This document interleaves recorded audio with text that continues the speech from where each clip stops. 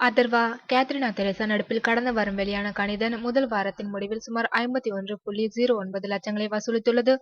இதன் மூலம் சென்னை பாக்ஸ் ஆபீஸில் நம்பர் 1 இடத்தை பெற்றுள்ளது கலைப்புலி தானுவின் கணிதன். மேலும் 175 திரையரங்களில் வெளியான இப்படம் முதல் வார இறுதியில் மொத்தமாக 3 கோடிகள் வரை வசூலித்து சாதனை செய்துள்ளது. மிகப்பெரிய நட்சத்திரங்கள் இல்லாமல் வெளியான இப்படம் 3 கோடிகள் வசூலித்திருப்பதை பலரும் ஆச்சரியத்துடன் பார்க்கின்றனர். கணிதன் திரைப்படம் வெற்றி பெற்றதன் மூலம் ஈட்டி திரைப்பட வெற்றியை தொடர்ந்து தக்க வைத்துக் கொண்டிருக்கிறார் அதர்வா. ஜெயம் ரவி, லட்சுமி மேனனின் மிருதன் 2வது வாரத்தில் 41.89 லட்சங்களை வசூல் செய்து 2வது இடத்தை பிடித்துள்ளது. வெளியாகி 2 வாரங்கள் தாண்டிய நிலையில் இப்படம் 2.30 கோடிகள் அதிகமாக வசூல் செய்திருப்பது குறிப்பிடத்தக்கது. போலீசாக மாறி விஜய் சேதுபதி என்கவுண்டர் செய்த சேதுபதி 2வது வார முடிவில் 36.50 லட்சங்களை வசூலித்துள்ளது.